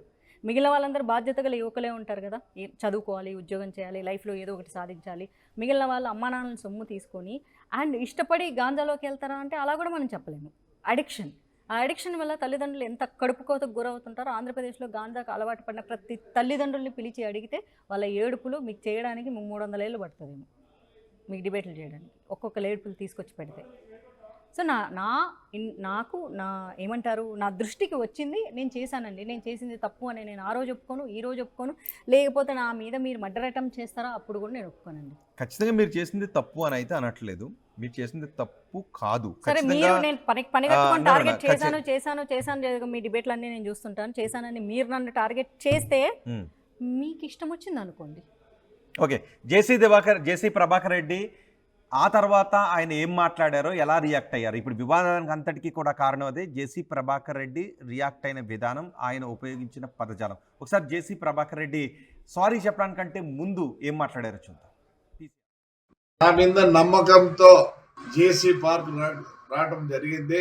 చాలా పెద్దగా అడ్వర్టైజ్మెంట్ చేసినారు, ఆడ సారా అమ్ముతారు, గంజాయి అమ్ముతారు అని. అసలు ఆ అమ్మాయి ఫోటో చూసారా మీరు? ఉత్తపిత్తలుండి రోజా చేసుకుంటున్నారు, అట్లా అమ్మాయి చెప్పేది. రేటు ఉన్నాయి కదా బీజేపీలో, సబ్ క్యాస్ట్, బజరంగ్ దళ, ఏంటంటే ఉన్నాయా, విశ్వ హిందూ పరిషత్. మంచి అమ్మాయినైనా పెట్టకూడదా? దానికే పేరు లేదు. అదే ఒక పెద్ద మా ఊర్లో ఒక 2 నెలలు సినిమా షూటింగ్ చేసినారు, నన్ను పర్మిషన్ అడిగినారు. గాయత్రిది మా లెక్చరర్లు చూసినారు, మా సూర్యమణి ఇల్లు వాడినారు. మంచిదాన్ని పెట్టండి. ఆడవాళ్ళకి ఎంత జిదుత్సాకరంగా ఉందంటే, మీరు పెట్టిన ఆ లేడీ చూసినారు కదా, ఉత్తబిత్తల రోజా పువ్వులు వేసుకుంది, ఫోటో పెట్టినారు కదా మా వాళ్ళు కూడా. అంటే మీరు ఎంత అవమానిస్తున్నారు ఒక లేడీని ఎంత అవమానిస్తున్నారు? సిగ్గుందా మీకు? సిగ్గుందా? ఇంకొక ఆయన వచ్చిండు, తెలుగుదేశం ఉండే, మళ్ళీ ఇట్టపోయి ఆడ ఉంది. వీళ్ళు బతుకు తెరువు కోసం ఏదో పాట పడతారు పాపం. అలాంటి దాంతో మా ఊరు మహిళల గురించి మీరు చెప్పిస్తారా? మీకేం లేదా? నీతి నియమం లేదా? ఎందుకు లేదు? థర్డ్ జెండర్ అంటారు. వాళ్ళకన్నా తగ్గు నా కొడుకు మీరు బస్సు కలిసారు. ఏమైంది? నేను కంప్లైంట్ కూడా చేయను. ఆ వ్యాఖ్యలు విన్న తర్వాత ఆమె ఎక్కువ ఏడ్చారు. బీజేపీ నేతల సపోర్ట్ కూడా రావట్లేదు, ఒక బీజేపీ నేతల నుంచి ఆశించిన సపోర్ట్ రావట్లేదు అంటూ కూడా బాధపడ్డారు. అందుకే సామాజికంగాను న్యాయపరంగాను పోరాటం చేస్తానని అంటున్నాను. ఫైనల్గా మీకు న్యాయపరంగా ఎటువంటి కన్విక్షన్ ఆయనకు కావాలని అనుకుంటున్నారు? అంటే ఆయన ఎటువంటి మార్పు రావాలని అనుకుంటున్నారు, లేకపోతే ఎటువంటి శిక్ష పడాలని మీరు అనుకుంటున్నారు? నేను అవన్నీ పెద్ద ఊహించుకోలేదండి. నేను హర్ట్ అయ్యా, ఆ మాటలకి నేను హర్ట్ అయ్యా. నా పాటికి నేను జాబ్ చేసుకుంటూ, నేను లీగల్గా ట్యాక్సులు కట్టుకుంటూ, నా శాలరీలో చాలా నీట్గా, మళ్ళీ చెప్తున్నా, నాకు ప్రతి నెల వచ్చే శాలరీలో మీకు శాలరీ అకౌంట్లో పడ్డప్పుడు మీకు ట్యాక్సులు కట్ అవుతాయి. సో అంటే మీరు జాబ్ చేస్తున్నారు, అలాగే నేను జాబ్ చేసుకుంటూ ఉన్నాను. నా బతుకు నేను బతుకుతూ ఉంటే ఆయన అలాంటి అబ్యూజివ్ వర్డ్స్ నా మీద యూస్ చేశారు. నేను హర్ట్ అయ్యా. దానికి నేను కంప్లైంట్ చేయాలి అనుకున్నాను. ఎందుకంటే నా కోసం నేను పోరాటం చేసుకోకపోతే, ఇందాక చెప్పినట్లు, నేను ఇంకే ఆడపిల్ల గురించి మాట్లాడే అర్హత ఫస్ట్ నాకు లేదు. First when I practice then only I can preach. So నా ఫైట్ నేను చేసుకుంటున్నా. పార్టీ ఎందుకు సపోర్ట్ చేయదో నేను చూస్తాను, వివిధ క్షేత్రాలు ఎందుకు సపోర్ట్ చేయవో నేను చూస్తాను. దీన్ని నేను ఇప్పుడు ఛాంబర్ వరకు యాక్షన్లో వెళ్ళాను. తర్వాత నేను నెక్స్ట్ చేసే నేను చెప్తాను. దీన్ని ఖచ్చితంగా ఇటు సీఎం దగ్గరికి, అటు పిఎం దగ్గరికి కూడా నేను తీసుకెళ్తున్నాను. ఓకే, పవన్ కళ్యాణ్ కూడా ఆయన దగ్గరికి కూడా వచ్చారు కదా, వెళ్ళారా పవన్ కళ్యాణ్ దగ్గర? అందరి దగ్గరికి వెళ్తాయి, స్టెప్ బై స్టెప్. దేనికైనా లీగల్ ప్రొసీడింగ్ ఒకటి ఉంటుంది. మొదటగా సినిమా అమ్మాయిని అని చెప్పి కౌంటర్ బ్యాక్ చేశారు కాబట్టి, తిట్టారు కాబట్టి, సినిమా ఇండస్ట్రీ కండెమ్ చేయాల్సిన బాధ్యత ఉంది. వాళ్ళని అడిగాను, వాళ్ళు అంతే హుందాగా స్పందించి కండెమ్ కూడా చేశారు. ఇలా పాలిటీషియన్స్ చాలా నీట్గా చెప్పారు ఈరోజు శివబాలాజీ. ఒక సినిమా యాక్టర్ పాలిటీషియన్ అవుతారు, కానీ పాలిటీషియన్ వచ్చేసేసి సినిమా యాక్టర్గా ప్రూవ్ చేసుకోలేరు. ఈ రోజు వరకు ప్రూవ్ చేసుకోలేదు, ప్రూవ్ చేసుకోవడం అవ్వదు. ఇంకా వాళ్ళని చూసి మేము నటన నేర్చుకోవాల్సి వస్తుంది తప్ప, మేము ప్రత్యేకంగా మేము కెమెరాల ముందు ఓన్లీ డైరెక్టర్, మాకు యాక్షన్ అంటేనే నటించడం తెలుసు తప్ప ప్రజల ముందుకు వెళ్ళిపోయి నటించడం చేత కాదు. అందుకే చాలాసార్లు సినిమా యాక్టర్లు చిరాకు పడ్డా, ఇంకోటి చేద్దాం, వెంటనే తెలిసిపోతుంది మాకు యాక్ట్ చేయడం రాదు అట్లా జనాల ముందు అని. మాకు ఓన్లీ యాక్షన్, ఇట్లాంటి సౌండ్ వింటే తప్ప మాకు యాక్టింగ్ రాదు. కానీ వాళ్ళు భలే నటిస్తారు. రాజకీయ నాయకులు చాలా భయంకరంగా నటిస్తారు. అంత నటన మాకు చేత కాదు. బాగా నటించే రాజకీయ నాయకులు ఎవరు మీ దృష్టిలో? ఏమండి, ఇగో ఇట్లనే రౌడీజం చేసి గూండాయిజం చేసి మళ్ళీ మేము చాలా మంచోళ్ళం అంటే అంత దోచుకుంటారు, కోట్లు కోట్లు సంపాదిస్తారు. ఎలక్షన్ కంటెస్ట్ చేసే రోజు 1,00,000 రూపాయలు 2 లక్షలు 10 లక్షలు అకౌంట్లో ఉంటాయి. కట్ చేస్తే 5 ఏళ్ళు తిరిగేలోపు 100 కోట్లు 1000 కోట్లు అయిపోతాయి. అవి ఎలా అవుతున్నాయో అంతకంటే మంచి నటన మాకు ఎక్కడి నుంచి వస్తుందండి? మాకు రాదే అలాగా. 5 ఏళ్ళకి అన్ని కోట్లు మనం సంపాదించలేము. ఆర్టిస్టులు రోజు రోజుకి చాలా కష్టపడుతూ ఉంటారు. దాన్నే గొప్ప నటన అంటారు. అంత డబ్బులు సంపాదించి కూడా మేము ప్రజలను అస్సలు దోచుకోలేదండి. అయ్యో మేము చాలా ఉత్తమ పురుషులు ఉత్తమ మహిళలు అంటూ ఉంటారు. సో మాకు అంత నటన చేత కాదు. కాబట్టి మాకు తెర మీద అది కూడా డైరెక్టర్ యాక్షన్ చెప్తే వచ్చే నటన తప్ప రంగులు పూసుకునేటోళ్ళు అంటారు. అదే రంగులు పూసుకున్న ఎన్టీఆర్ గారు రాజకీయంలో వచ్చారు, మహిళల్లో జయలలిత గారు వచ్చారు. ఇలా చెప్పుకోవడానికి 1-2 పేర్లు మనం చెప్తాం, కానీ చాలా మంది రాజకీయాల్లో కూడా వచ్చారు కదా. అదే దోచుకోవటం దంచుకోవటం అంటున్నారు. ఇప్పుడు అదే నాకు చేతన అంటే 7 ఏళ్ళు అయింది. అదే నాకు చేతన అంటే అదే అంటారు కదా. ఆ చేతన అయ్యే టాలెంటే నాకు ఉండిందంటే ఈ 7 ఏళ్లలో నేను ఎన్ని పదవులు సంపాదించిందా దాన్నో. ఇలాంటి కామెంట్లు చేసిన వాళ్ళని ఎక్కడో ఎప్పుడో చోట మడత పెట్టిండేదాన్నో. అధికారం నా చేతిలో ఉండేది కదా. మాధవీలతను పక్కన పెట్టారు, పదవి ఇవ్వలేదు అని. అంత దోచుకునే తెలివితేటలా ఉంటే డబ్బులు పడేస్తే పవర్ రాదా అండి? కాదని చెప్పండి మీరు మీడియా సాక్షిగా. డబ్బు పడేస్తే పవర్ రాదా? పవర్ ఉంటే డబ్బు వస్తుంది, అలాగే డబ్బు ఉంటే పవర్ వస్తుంది. ఏ పార్టీలో అయినా వస్తుందండి, కాదని ఇవ్వడం లేదు దాన్ని. ఏ పార్టీలో అయినా వస్తుంది, కానీ సిద్ధాంతాలను ఎవడు కొనలేదు. సిద్ధాంతాలు బ్లడ్లో రావాలి. పవర్ వస్తుందేమో, సిద్ధాంతాలు రావు. సిద్ధాంతాలు మాకు బ్లడ్లోనే వచ్చింది. మా గ్రాండ్ ఫాదర్ ఫాలో అయ్యేవాడు, మాకు అవే వచ్చాయి. సో బీజేపీలో కూడా పదవులను డబ్బులు ఇచ్చి కొనుక్కుంటున్నారు, రైట్? కొనుక్కుంటారు కొంతమంది. కొంత శాతం ఎటుగా ఉంటుంది. ఎందుకంటే ఆ పార్టీలోంచి ఈ పార్టీలోంచి ఈ పార్టీలోంచి ఈ పార్టీలోంచి వచ్చి ఇది కూడా కలగపలగం చేసేసారు కదా. రేపు ఈ వ్యాఖ్యలకు మీ పైన ఏదైనా యాక్షన్ తీసుకుంటే ఏమీ తీసుకోరండి. ఎందుకంటే వాళ్ళకి తెలుసు కదా. ఎందుకంటే స్వతహాగా ఇప్పుడు తెలంగాణ రాజకీయాలు చూస్తున్నప్పుడు ఈ పార్టీలో పుట్టి ఈ పార్టీలో పెరిగి ఈ పార్టీలోనే పెరిగి అటు ఏబీవీపీ నుంచి కానీ ఇటు సంఘు నుంచి కానీ వచ్చి ఇన్ని సంవత్సరాలు కష్టపడ్డోళ్ళు కొత్త కొత్త పార్టీలు బయట నుంచి వచ్చేసేసి ఎంత కంపు చేసి బీజేపీని పోటు చేస్తున్నారో, ఇక్కడే పుట్టి పెరిగి ఎదిగిన వాళ్ళకి తెలుసు ఆ సఫరింగ్ ఏంటో. ఆ సఫరింగ్ని ఫీల్ అవుతున్నారు అందరూ. ఓకే, మాధవీలత గారు, మీరు సినిమాను పూర్తిగా వదిలేసినట్టేనా? ఎవరు చెప్పారండి వదిలేశానని? సరైన అవకాశం రాలేదు, చేయట్లేదు, అంతే. మాధవీలతకు రాజకీయాల్లోకి వచ్చారు, రాజకీయాల్లో అవకాశాలు రావట్లేదు, సినిమాల్లో సరైన అవకాశాలు రాలేదు. మాధవీలత శత్రువులు ఎవరు సినిమాల్లో కానీ ఇటు రాజకీయాల్లో? ఎవరు కాదు, నాకు ఇది ఉంది చూడండి, స్మార్ట్నెస్ లేకపోవడం. ఇదే నా శత్రువు. మీకు స్మార్ట్నెస్ లేకపోవడం? స్మార్ట్నెస్ లేదు. I'm knowledgeable but not smart. I'm intelligent but not smart. దానికి చాలా తేడా ఉంది. ఇంటెలిజెంట్ అంటే చాలా ప్యూర్ థాట్స్ ఉంటాయి. స్మార్ట్గా ఉండటం అంటే? స్మార్ట్గా అంటే little bit cunning thoughts with knowledge. ఆ కన్నింగ్నెస్ లేకపోతే ఎలా? రాజకీయమే ఉండాలి, ఇంకేం ఉండకూడదు. రాజకీయంలో మంచితనం, మానవత్వం, పక్కనోడు ఏమనుకుంటాడు, ఎదుటోడు ఏమనుకుంటాడు, ఏం ఉండకూడదు. షోడ్గా ఉండాలి. అట్లా ఉంటేనే పాలిటిషియన్ అవుతారు. మీరే చెప్తున్నారు 7 ఏళ్ళైంది నేను పాలిటిక్స్లోకి వచ్చి, ఎందుకు నాకు పవర్ రాలేదంటే నాకు అన్ని తెలివితేటలు లేవు. అన్నీ తెలివితేటలు ఉంటే మడతేసి అందరిని పక్కన పెట్టి నేను ఏదో పొజిషన్లో ఉండేదాన్ని. ఆ నాలెడ్జ్ లేకపోవడం వల్లే నేను ఎదగలేకపోయాను. ఒకవేళ మీకు అవకాశం వస్తే ఎవరిని మడత పెడతారు? ఆ వచ్చినప్పుడు చూద్దాం. అంత షూడ్ పాలిటిక్స్ నేర్చుకోవాలి కదా నేను. అంత షూడ్ పాలిటిక్స్ నేర్చుకున్నప్పుడు మడత పెట్టేవాళ్ళు ఎవరు ఉంటారంటే మనల్ని నాశనం చేయాలనుకున్న వాళ్ళు ఉంటారు. మనల్ని నాశనం చేయాలనుకున్న, అదే చెప్తున్నా, మనల్ని నాశనం చేయాలనుకున్న వాళ్ళు మహాభారతంలోనే చెప్తారు, యస్మిన్ యథావర్తతే యో మనుష్య తస్మిన్ తథావర్తవ్య సధర్మ. నీతో ఒకడు ఎలా ప్రవర్తిస్తే తిరిగి నువ్వు వాడితో అలాగే ప్రవర్తించాలి. కృష్ణుడు అర్జునుడితో ప్రవర్తించినట్లు శిశుపాలుడితో ప్రవర్తించలేదు. అక్కడ మడత పెట్టాల్సి వచ్చింది, మడత పెట్టేశాడు. కానీ అర్జునుని ఇంకోలా ట్రీట్ చేశాడు. రాముడు హనుమంతుడితో ప్రవర్తించినట్లు రావణునితో ప్రవర్తించలేదు. చరిత్రలను చూసి మనం చాలా నేర్చుకోవాలి. మన పురాణాల నుంచి నేను అవే నేర్చుకుంటాను. ఓకే, ఇంతకుముందు పవన్ కళ్యాణ్ కూడా మన టికెట్ల విషయంలో మాట్లాడారు. హీరోలు మీ దగ్గరికి రావాలా, నిర్మాతలు వస్తే సరిపోతుందని సినీ పరిశ్రమను ఆయన ఓన్ చేసుకుని మాట్లాడారు.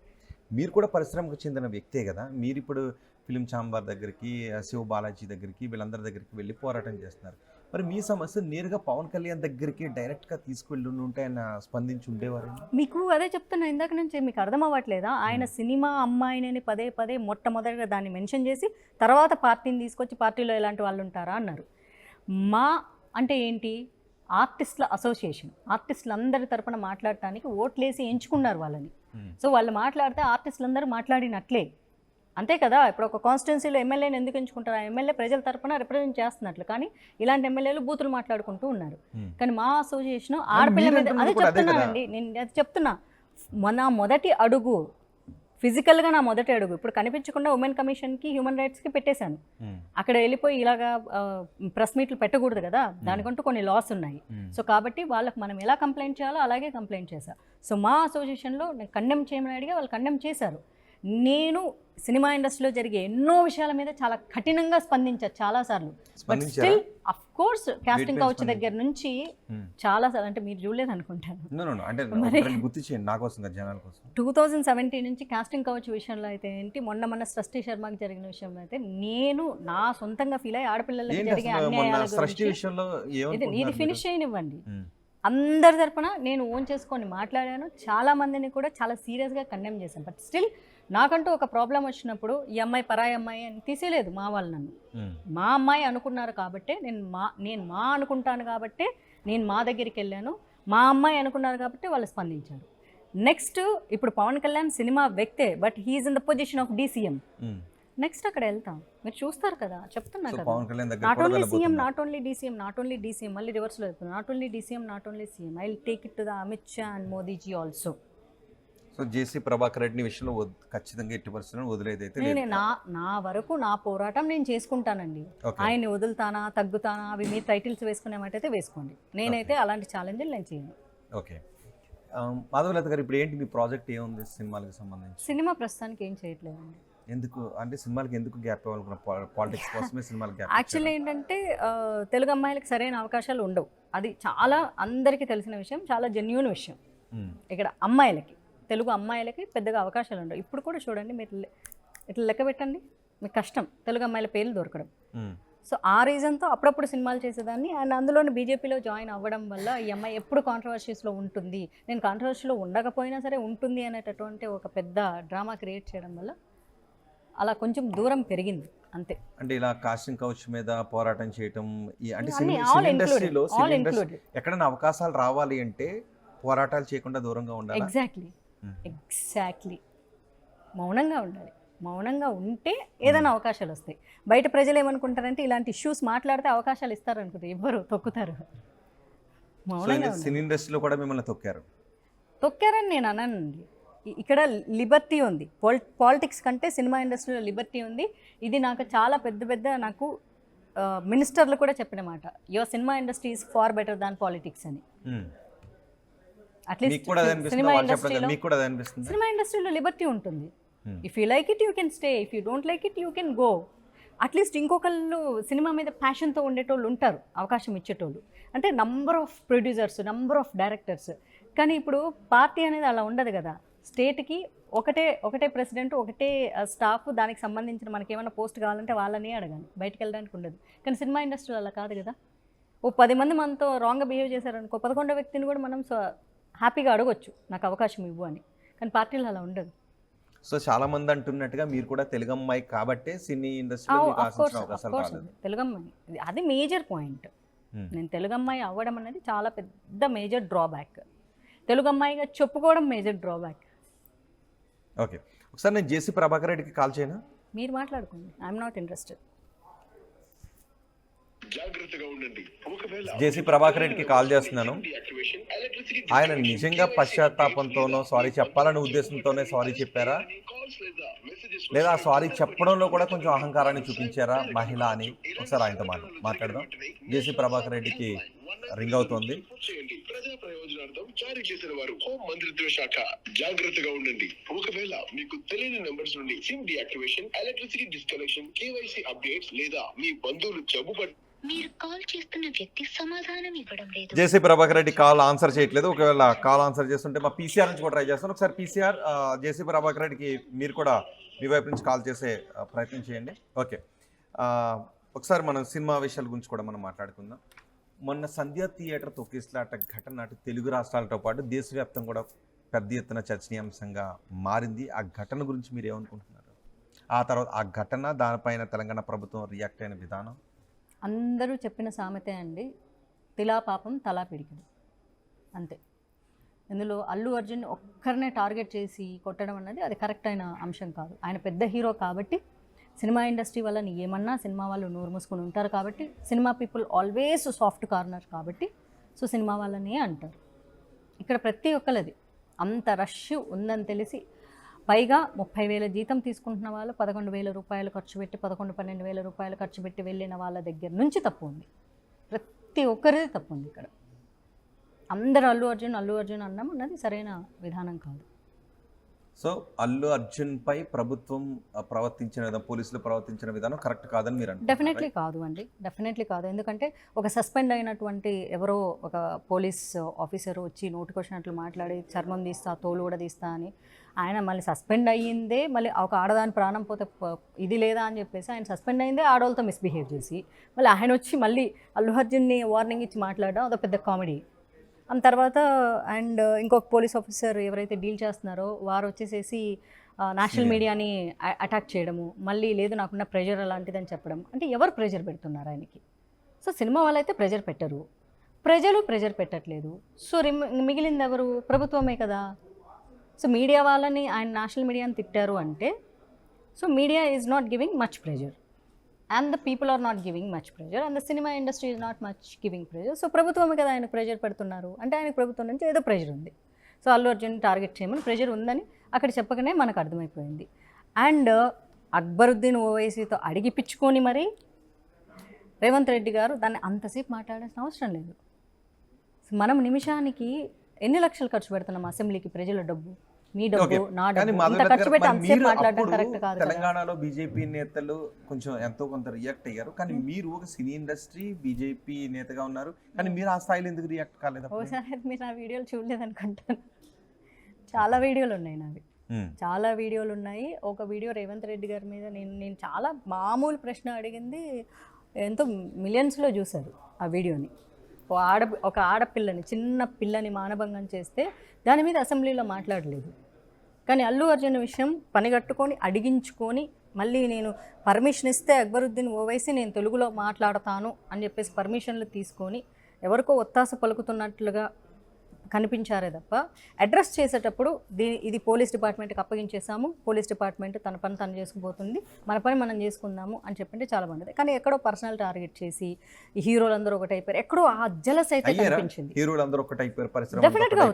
డెఫినెట్గా అవుతారు. కష్టం వచ్చినప్పుడు సినిమా హీరోలు పలకరించుకో, ఇంకెవరు పలకరించుకుంటారు? దాన్ని డెఫినెట్గా అనిపించిందండి, నాకైతే అనిపించింది. ఎందుకంటే రేవంత్ రెడ్డి గారు పని కట్టుకొని ఆ మాట ఏదో కొంపలు మునిపోయినట్టు, ఏమైనా కాళ్ళు ఇరిగినాయా, కళ్ళు పోయినాయా, లేకపోతే కిడ్నీలు పోయినాయా, వచ్చి హీరోలందరూ పలకరించిండ్రు, ఇది మరి పర్సనల్ టార్గెటే కదా.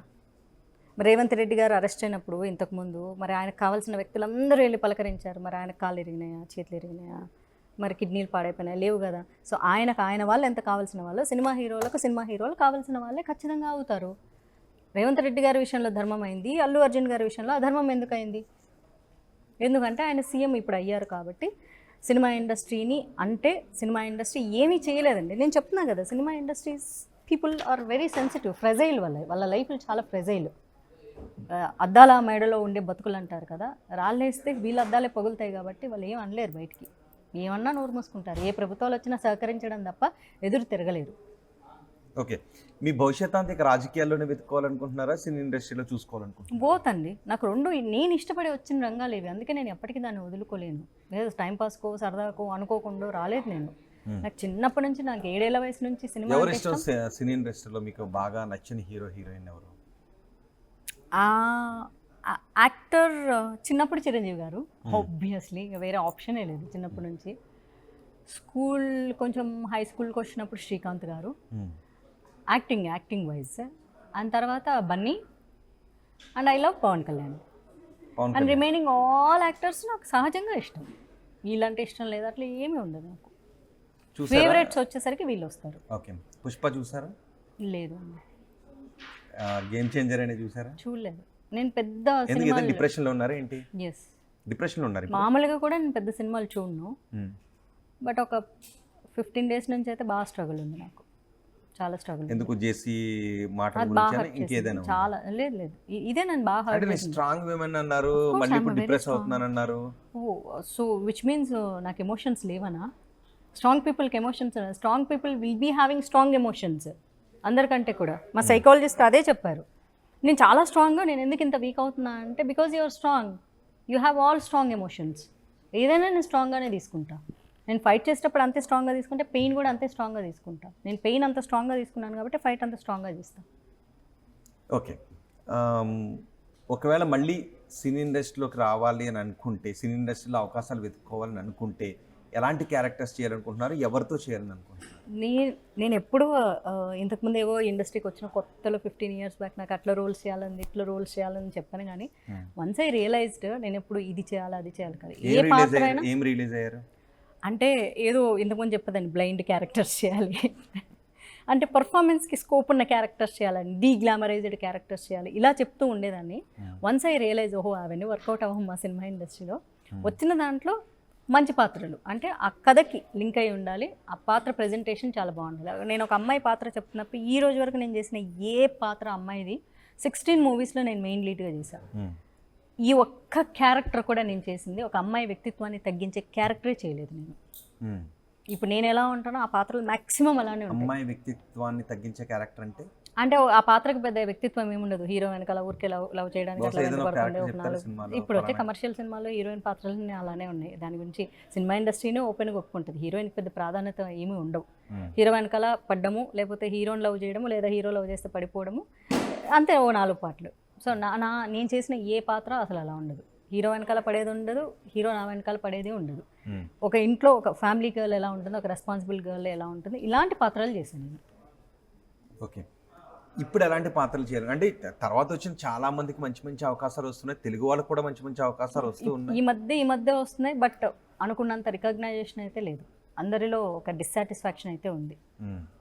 ఇప్పుడు అనసూయ ఉన్నారు, తెలుగు అమ్మాయి, మంచి characters. I feel very proud of her తెలుసా. నేను ఈ రోజు కూడా ఒక వీడియో పెట్టడం జరిగింది నా సోషల్ మీడియాలో. ఎందుకు ఆ అమ్మాయి బట్టలు వేసుకుంటే ఆ అమ్మాయిని అంత బూతులు అబ్యూస్ చేస్తారు. ఆ అమ్మాయి 4 రోజులు సంపాదించేంత బతుకు కష్టపడి మీరు జీవితం అంతా కూడా సంపాదించలేరు అవి మీ బ్రతుకులో. ఆ అమ్మాయి షీజ్ గ్రేట్ అని చెప్తారు. She's a very strong and Brave women. Okay, మీరు ఓకే ఆ మాటకు వచ్చారు కాబట్టి నిజంగా ఒకవేళ అలాంటి కొంతమంది అంటున్నారు, అఫ్ కోర్స్ అది అనసూయ లాంటి వాళ్ళ ఇష్టం. మీరు అనసూయ గురించి అన్నాం కాబట్టి, అనసూయని ఎక్కువ ట్రాల్ చేశారు కాబట్టి, ఒకవేళ అలాంటి డ్రెస్సెస్ వేసుకుంటే అది సినిమాలో సీన్ కానప్పుడు, అది పర్సనల్ టూర్ అయినప్పుడు అలాంటి వాటిని పర్సనల్గానే ఉంచుకోండి, సోషల్ మీడియాలో పెట్టడం ఎందుకు అని కొంతమంది అంటున్నారు. దాంతో ఏకీభవించాలా ఏకీభవించకూడదా? సహజంగా సినిమాల్లో చేసినప్పుడు ఏమంటారు హీరోయిన్స్, ఏమంటారంటే కథ డిమాండ్ చేసింది కాబట్టి నేను అక్కడ చేస్తాను, మామూలప్పుడు మామూలుగానే ఉంటాను అని అన్నమాట. కానీ మామూలుగా ఉన్నప్పుడు వీడియోస్ని కూడా సోషల్ మీడియాలో పెట్టడం అవసరం అంటారు. సోషల్ మీడియా ఉండేది అందుకే కదా. Social media it self is a personal media అన్నట్లు. మీకు నచ్చితే చూడండి, మీకు నచ్చలేదు కదా, మీకు యాక్వర్డ్గా అనిపిస్తుందో వెళ్ళిపోండి. సోషల్ మీడియా పర్సనల్ మీడియా కాదు కదా, public media. But still it is a personal ఐడీస్తో క్రియేట్ అయి ఉంటుంది కదా. ఇప్పుడు మీరు ఆర్టీవీ ఉంది, this is not your personal, but మీకు ఒక ఐడి ఉంటుంది కదా. మీ ఐడి సోషల్ మీడియాలో క్రియేట్ చేసుకున్నప్పుడు అందులో పర్సనల్ ఉంటుంది, ప్రొఫెషనల్ కూడా ఉంటుంది. మీరు పర్సనల్గా ఏం చేస్తున్నారో పెట్టుకుంటారు. బట్ అవి హద్దులు దాటి వాంటెడ్లీ గలీజ్గా పెడితే ఓ ఇది ఇంత కరెక్ట్ కాదేమో మన సొసైటీకి అని నేను కూడా చాలా సందర్భాల్లో అనుకుంటా. దిస్ ఇస్ నాట్ చాలా మంది గురించి అనుకుంటా. Maybe this is not much necessary అనుకుంటాను. అంతే తప్ప యాక్ట్ అని ఎవరికి అనిపిస్తుంది తెలుసా? కావాలని బట్టలు ఇప్పుకొని ఇంకా చూపించేదే పనిగా పెట్టుకుంటారు చూడు, నాకు అట్లే అనిపిస్తుంది. చంపేయాలనిపిస్తుంది అట్లాంటి అమ్మాయిల్ని. నాకేం జెండర్ వేరియేషన్ ఉండదు. న్యాయం ఎప్పుడు అమ్మాయిలకైనా అబ్బాయిలకైనా ఒకే రకంగా ఉండాలి. అట్లా గలీజ్గా చేశారనుకోండి వాంటెడ్లీ వచ్చి, నాకు నిజంగా వాళ్ళని చంపేయాలనిపిస్తుంది 100% అమ్మాయిల్ని. బికాజ్ అలాంటి వాళ్ళ వల్ల చాలా డేంజర్. క్యూట్గా గ్లామరస్గా వేసుకున్నాను అనుకో, నాకు ఎలాంటి ఇష్యూ లేదు, వేసుకోండి, హ్యాపీగా ఉండండి అబ్బా, వాళ్ళ కంఫర్ట్ వాళ్ళ ఇష్టం. మీకు నచ్చలేదా, ఐఎమ్ నాట్ లైకింగ్ ఇట్ అని చెప్పేసారు అంతే తప్ప ఎందుకు అబ్యూజివ్ కామెంట్స్ ఎందుకు మాట్లాడతారు? ఈరోజే వీడియో పెట్టడం జరిగింది నేను, ఇదే సేమ్. కాస్త గ్లామరస్గా డ్రెస్ వేసుకోగల she is ready to sleep with everybody. ఇంకా అంటే డ్రెస్ మారంగానే. సో అంటే వీడి థాట్ ప్రాసెస్ మారింది. మరి వీడేంటి, వీడు పింప్ అయితేనే కదా థాట్స్ వస్తాయి. సో ఇలాంటి మైండ్ సెట్స్ అందరూ ఒకేలా ఉంటారు. క్వశ్చన్ అడుగుతాను, మీరు బాధపడ్డా, మీరు వేసుకుంటారా డ్రెస్లు? నేను క్యూట్గా ఉండే వేసుకుంటా అండి. నా సినిమాలో నేను వేసుకున్నాను కదా. సినిమాలో కదా అలాంటి డ్రెస్సెస్ వేసుకుని మీరు సోషల్ మీడియాలో పోస్ట్ నేను పెట్టాను కదా. నేను ఎప్పుడు క్యూట్గా ఉండే వేసుకుంటాను. నాకు కంఫర్ట్ అనిపించాలి, అదే చెప్తున్నాను. నాకు కంఫర్ట్ అనిపించి బ్యాక్గ్రౌండ్లో ఒక ఫోటో ఉంది, దట్ షోల్డర్ కనిపిస్తుంటుంది, ఐ ఫీల్ కంఫర్టబుల్. దాన్ని మళ్ళీ క్లీవేజ్ చేసిన అనుకో, I am not comfortable. So నేను కంఫర్ట్గా లేని నేను వేసుకోను. నేను నీళ్ళంత వరకు వేసుకుంటాను అంతే. అంతకంటే మళ్ళీ ఇంకా పైకి పోయింది అనుకో, నాకు షై ఫీల్ అవుతా, అయ్యో నాకే సిగ్గేస్తుంది. సో అది సో నాకు అలాంటివి కంఫర్ట్ కాదు. ఇంకెవరైనా వేసుకుంటే మీరు చూడటానికి కంఫర్ట్ ఫీల్ అవుతారు? నాకు క్యూట్గా అనిపించారనుకో నాకు ఓకే, నాకేం ప్రాబ్లం లేదు. అది మరి ఆడ్గా అనిపించింది అనుకో then okay this is not good అనుకుంటాను. లుక్ కూడా ఉంటుంది, డిఫరెన్స్ ఉంటుంది. వేసుకున్నాను అరే బాగుంది ఈ అమ్మాయి, భలే ఉంది అనిపిస్తుంది. కొన్ని గ్లామరస్ ఫోటోషూట్లు చేసుకున్నాను అరే భలే హాట్గా తీసుకుంది ఈ అమ్మాయి, okay this is indeed for the screen అని చెప్పేసి వదిలేస్తాను. అందరినీ నాలాగే థింక్ చేయమని నేనేం చెప్పాను, but no need of using such kind of bitch that this ఈ వర్డ్స్ యూస్ చేయాల్సిన అవసరం లేదంటున్నాను. సో సోషల్ మీడియాలో రెస్పాండ్ అయ్యే వాళ్ళందరూ ఒక పరిమితి దాటి లైన్ దాటి పర్వర్ట్స్ అండి వాళ్ళందరూ, పర్వర్ట్స్ అండ్ బేసిక్ నాలెడ్జ్ లేని వాళ్ళు. అండ్ మామూలుగా సర్వేస్ చేస్తూ ఉంటారు సోషల్ మీడియాలో, చాలాసార్లు చెప్పడం జరిగింది 73% ఆఫ్ ద పీపుల్ పర్వర్ట్ నేచర్సే సోషల్ మీడియాలో ఎక్కువ ఉండే అలాంటి కామెంట్స్ చేస్తూ ఉంటారంట. ఒక అమ్మాయి శారీ కట్టుకుంది వెరీ నెక్స్ట్ డే ఇట్లా మోడర్న్, నిన్న ఐశ్వర్య రాజేష్ ఈ సంక్రాంతి మూవీ ఏదో వచ్చింది కదా అమ్మాయిది, కొంచెం నిన్న షోల్డర్ కనిపించేలా డ్రెస్ వేసుకుంటే వెంటనే స్టార్ట్ చేసేసారు బూతులు. అయిపోయింది బూతులు మొత్తం, ఇంకా అయిపోయింది, she's ready for that this a comments.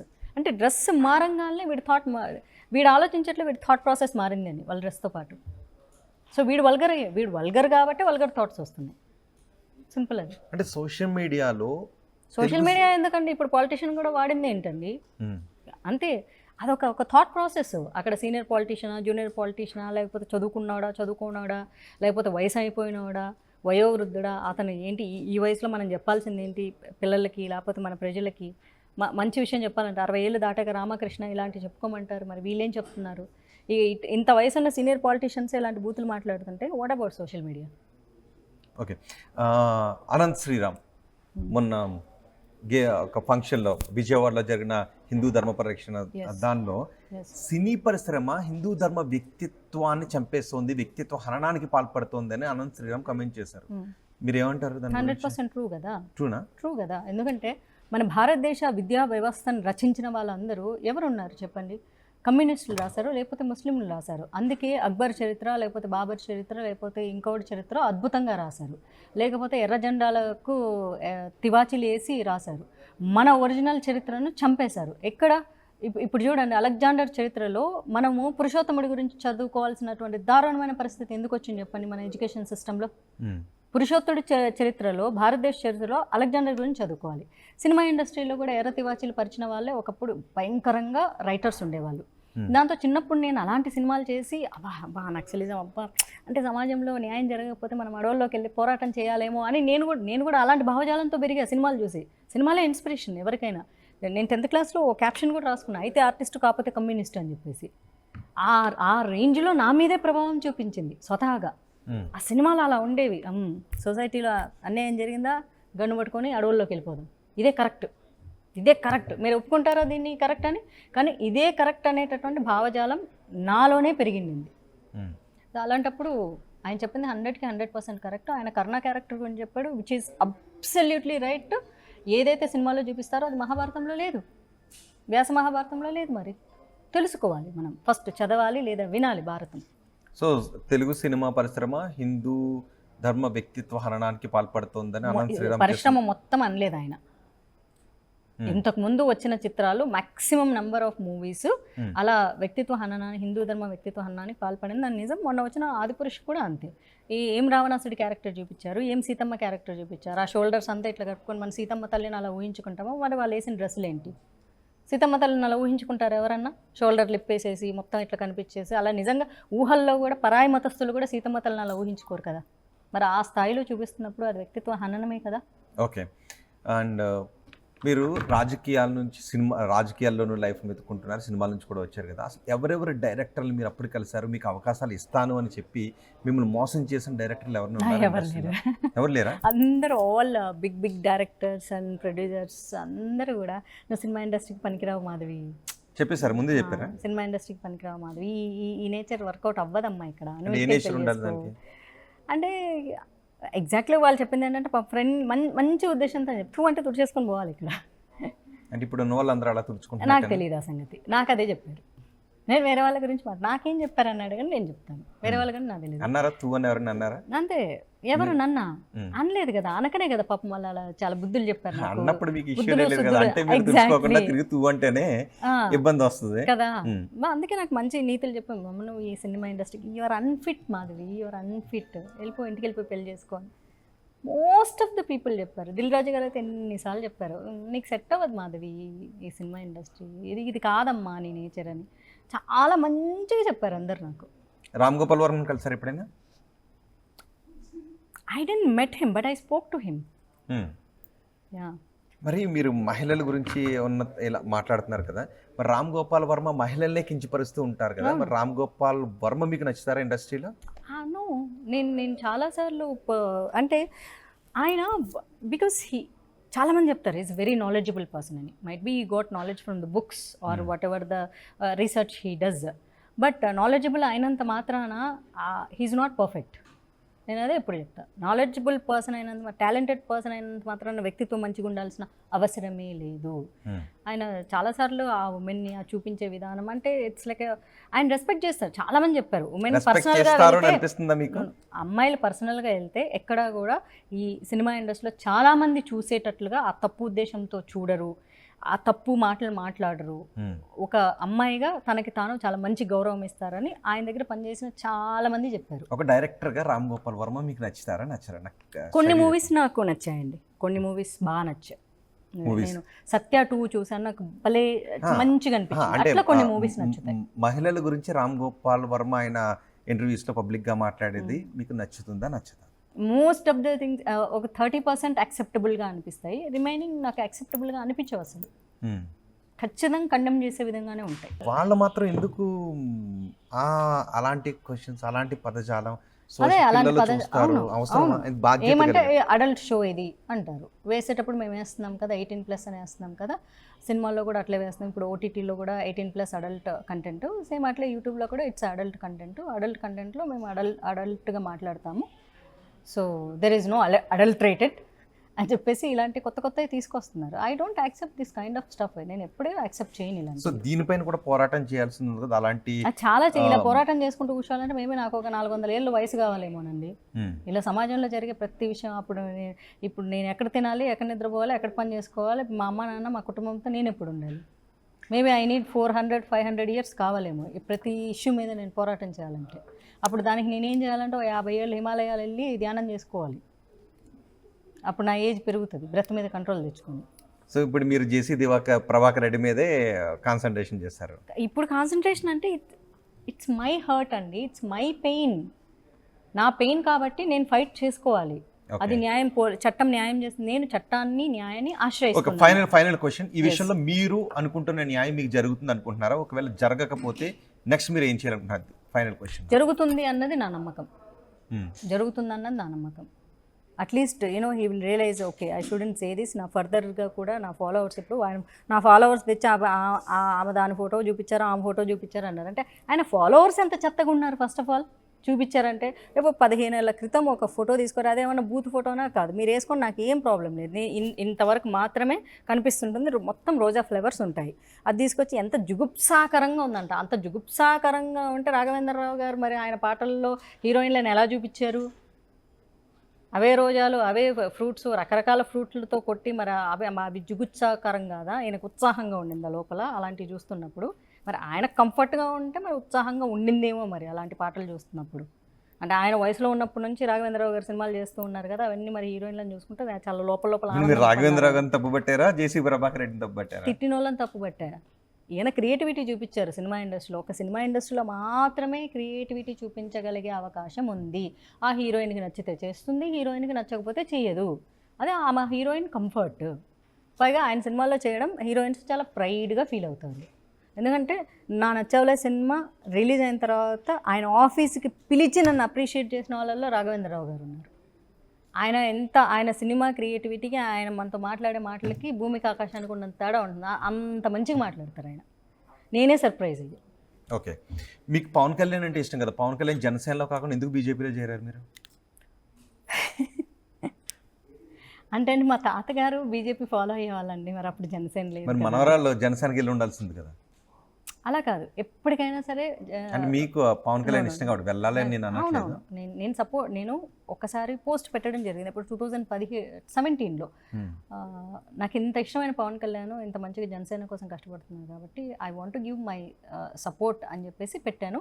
నేను బీజేపీ కండువ కప్పుకున్న తర్వాత కూడా పవన్ కళ్యాణ్ మీద ఎవరు ఎలాంటి కమెంట్స్ చేసినా సరే నేను కండెమ్ చేస్తూనే వచ్చాను. మా పార్టీ కూడా నువ్వు ఈ పార్టీలో ఉండి నువ్వు పవన్ కళ్యాణ్ సపోర్ట్ చేయక దే understood that okay Pawan Kalyan అంటే ఇష్టం కదమ్మా, సరే నువ్వు ఆయన గురించి వాయిస్ చెప్పు, మాకేం ప్రాబ్లం లేదన్నారు. Because BJP loves Pawan Kalyan too. కలిసారా పవన్ కళ్యాణ్ డైరెక్ట్గా? లేదు అండి, ఎందుకంటే నాకు నిజంగా ఆయనతో అవసరం ఉన్న రోజున నేను కలుస్తాను, అవసరం లేకుండా ఊరికి ఎందుకు. I'm not a fan girl, I love him. ఆయన ఎక్కడున్నా నేను ఇష్టపడతా అంతే. ఓకే, నెక్స్ట్ ఇప్పుడు తెలంగాణ నుంచి పోటీ చేస్తున్నారా, ఏపీ నుంచి పోటీ చేయాలనుకుంటున్నారా?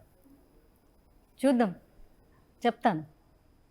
మొన్న 2024లో వచ్చేసేసి టీడీపీ నుంచి అవకాశం వచ్చింది కదా, సో కాబట్టి అవకాశం అక్కడ లేకుండా ఉండింది. ఎందుకంటే బీజేపీ ఇండిపెండెంట్గా పోటీ చేసిందంటే story will be different. So అలయన్స్లో ఉండింది కాబట్టి మాకు ఎలాంటి ఆపర్చునిటీ కలగలేదు. మామూలుగా అయితే మీరు టీడీపీ నుంచి గుంటూరు నుంచి అవకాశం వచ్చింది మీకు? అవును, టీడీపీ అయ్యింటే కనుక గుంటూరు నుంచి వచ్చిండేది. TDP invited me heartfully in 2020. Okay, but నాకు కండువా మార్చడం ఇష్టం లేక నేను వేరే పార్టీలోకి వెళ్ళలేదు అంతే. అంతే గౌరవంగా వాళ్ళు అడిగారు, నేను అంతే గౌరవంగా చెప్పాను. నాకు కండువా మార్చే ఇంట్రెస్ట్ లేవని చెప్పాను. నాకు పదవి ఉన్నా పదవి లేకపోయినా కాషాయం కమలం వదిలేది లేదనే చెప్పాను నేను. ఓకే, ఫైనల్గా కెమెరా చూస్తూ మీరు జేసీ ప్రభాకర్ రెడ్డికి ఏం చెప్పాలనుకుంటున్నారు? నేను ఆయనకి ఏం చెప్పదలుచుకోలేదండి. అందుకే నేను చూసి నేనేమి మీరు ఎక్స్పెక్ట్ చేయొద్దు, పుష్ప సినిమా తగ్గేదేలే నీ అవ్వ ఇట్లా డైలాగ్స్ నేనేం చెప్పను. నేను లీగల్గా వెళ్దాం అనుకుంటున్నాను కాబట్టి నేను లీగల్ భాష మాట్లాడాలి. నేను ఖచ్చితంగా హర్ట్ అయ్యాను. నా హర్టింగ్కి నా చట్టాలని, మహిళా చట్టాలని నేను వినియోగించుకుంటాను. ఇది ఒకటే చెప్దాము, నాకున్న మహిళని, నువ్వు మహిళవి నువ్వు ఇది అన్నారు కాబట్టి ఆ మహిళా చట్టాలని నేను వినియోగించుకోవాలనుకుంటున్నాను. నిజంగా భారతదేశంలో మహిళలకి చట్టాలు ఫేవర్గా ఉన్నాయని ఈ మధ్య తెగ చెప్పేస్తున్నారు. ఎంత ఫేవర్గా ఉన్నాయో నేను కూడా చూసి వాడుకుందాం అనుకుంటున్నాను. Right, thank you very much Madhavi Latha గారు. ఆర్టీవీ స్టూడియోకి వచ్చి చాలా విషయాల గురించి మాట్లాడారు. అందులో తాడిపత్రి ఇష్యూ గురించి కూడా. తాడిపత్రి విషయంలో జేసీ ప్రభాకర్ రెడ్డి విషయంలో తగ్గేదే లేదు. నేను మహిళా చట్టాలను ఉపయోగించుకుంటాను, మహిళని నన్ను కించపరిచారు కాబట్టి అవసరమైతే ఆంధ్రప్రదేశ్ ముఖ్యమంత్రి, డిప్యూటీ సీఎం వరకు వెళ్తాను, ఇంకా చెప్పాలి అంటే పీఎం వరకు కూడా వెళ్తాను, మోదీ వరకు వెళ్తాను, అమిత్ షాను కూడా కలుస్తాను ఈ విషయంలోని మాధవీలత అంటున్నారు. న్యాయ పోరాటం చేస్తాను, సామాజిక పోరాటం చేస్తాను, రాజకీయ పోరాటము చేస్తానని అంటున్నారు. అలాగే సినిమాల్లోనూ నన్ను ఎదగనివ్వలేదు, దానికి చాలా కారణాలు ఉన్నాయి, రాజకీయాల్లో కూడా నన్ను ఎదగనివ్వడం లేదు అని మాధవీలత చెప్తున్నారు. మరి చూద్దాం రాజకీయాల్లో మాధవీలత ఎదుగుదల భవిష్యత్తులో ఎలా ఉంటుందో. అలాగే సినిమాల్లో కూడా ఆమె సినిమాలను కూడా ఖచ్చితంగా వదలలేదు అంటున్నారు. చూద్దాం మరి సినిమాల్లో కూడా ఎటువంటి అవకాశాలు వస్తాయి. ఇవి ఆర్టీవీ మాధవీలతతో స్పెషల్ ఇంటర్వ్యూ విశేషాలు. తాజా సమాచారం కోసం చూస్తూనే ఉండండి ఆర్టీవీ. అండ్ ఈ ఇంటర్వ్యూపై మీ కమెంట్ని కూడా కమెంట్ బాక్స్లో తెలియజేయండి.